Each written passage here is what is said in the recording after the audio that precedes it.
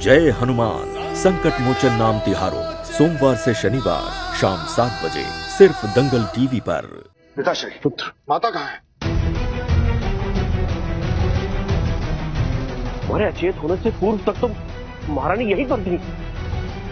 महाराज, इसका अर्थ यह है कि वो विषधर महारानी अंजना को अपने साथ ले गया। विषधर नाहोश, मैं तुम्हें अपनी माता के लिए संकट नहीं बनने दूंगा।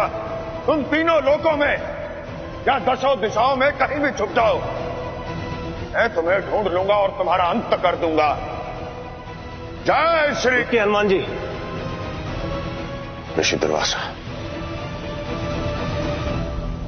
प्रणाम ऋषिवर। हनुमान जी, विषधर नाहुष का अंत ऐसे नहीं हो सकता। हाँ ऋषिवर, मेरी किसी भी शक्ति का उस पर कोई प्रभाव नहीं पड़ रहा था। अब आप ही बताइए ऋषिवर कि उस विषधर का अंत कैसे होगा? महाराज नाहुष के पुण्य फलों के द्वारा। आप किन पुण्य फलों की बात कर रहे हैं ऋषिवर? हनुमान जी, जब देवी पुंजस्थला ने महाराज नाहुष को सर्प बनने का श्राप दिया था, तब वो अपने पुण्य कर्मों से सर्प नहीं बन पा रहे थे और उसी क्षण उनके पुण्य और पाप कर्मों के संग्रह से उनके भीतर से भयंकर अग्नि प्रज्वलित हो उठी थी।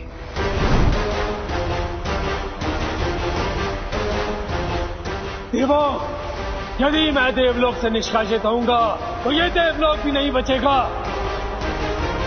अपनी अग्नि में जलाकर सब कुछ भस्म कर दूंगा मैं।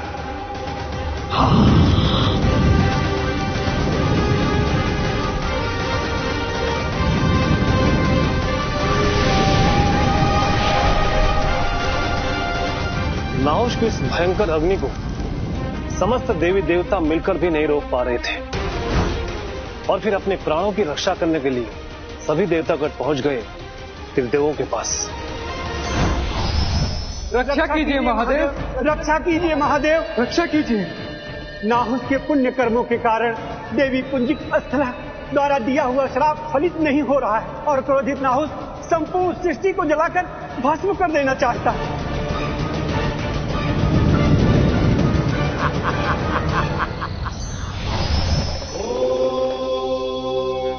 त्रिदेवों ने अपनी दिव्य शक्ति से नाहुष को उसके पुण्य कर्मों से अलग कर दिया और उसी कारण नाहुष एक इच्छाधारी सर्प के रूप में परिवर्तित हो गया।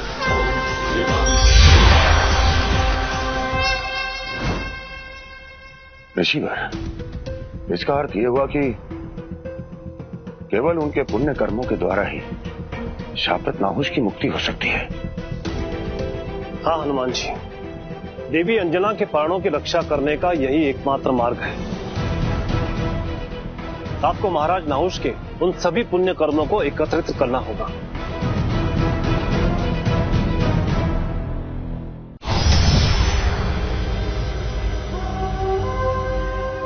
ये हम कहाँ आ गए?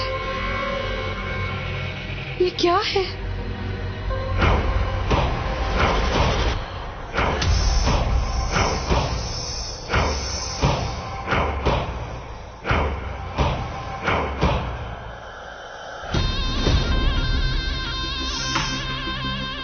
कौन हो तुम और हमें यहाँ क्यों ले आए हो?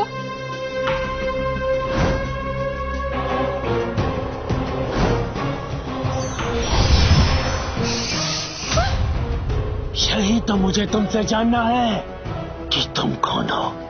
यदि तुम हमें जानते ही नहीं तो हमारे जीवन के शत्रु क्यों बने हुए हो?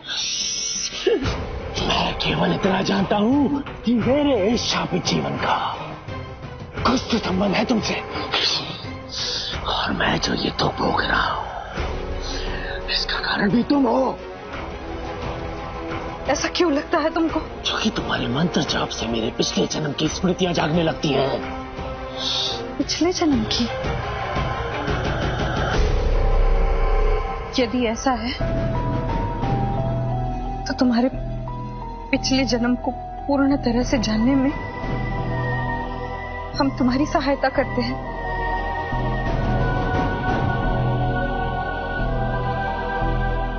ऋषिवर, किंतु महाराज नाहुष के वे सभी पुण्य फल मुझे कहाँ प्राप्त होंगे? त्रिदेवों ने महाराज नाहुष के उन पुण्य फलों को 3 अलग अलग भागों में विभाजित कर दिया।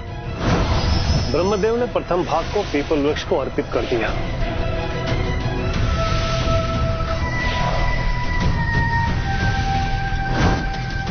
भगवान विष्णु ने द्वितीय भाग को समुद्र देव को अर्पण कर दिया।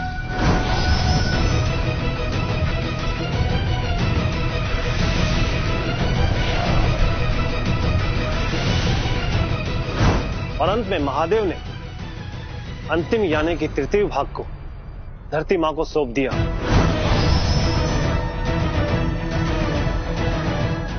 और उसी से पुण्य पर्वत का निर्माण हुआ। हनुमान जी, आपको उन तीनों पुण्य फलों को एकत्रित करना होगा और उनसे महाराज नाहुष की प्रतिमा का निर्माण करना होगा। उसी पुण्य प्रतिमा से देवी अंजना के जीवन की रक्षा की जा सकती है। ऋषिवर, मैं आपकी सहायता के लिए सदैव आपका आभारी रहूंगा। मुझे आज्ञा दीजिए। जय श्री राम। जय श्री राम।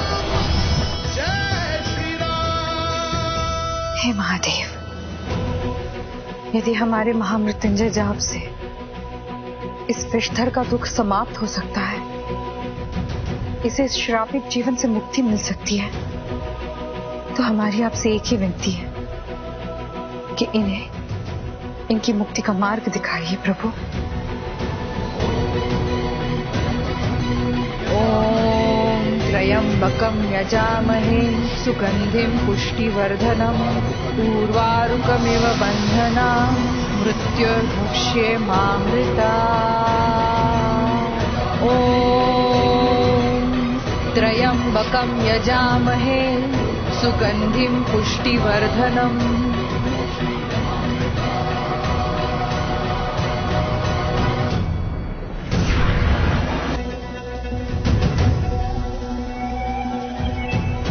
ऋषि दुर्वासा ने तो यही स्थान बताया था, परंतु यहां तो कोई उज्जवल पर्वत दिखाई नहीं दे रहा।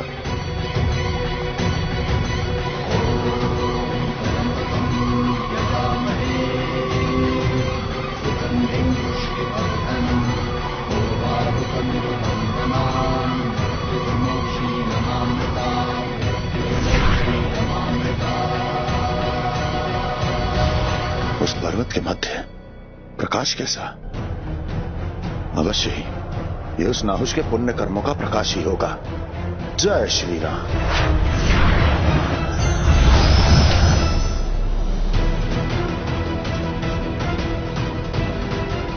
कितने महान थे महाराज नाहुष। उनके पुण्य कर्मों से एक पर्वत का निर्माण हो गया। हे पुण्य पर्वत, इस संसार के कल्याण के लिए आपको मेरे साथ जाना होगा।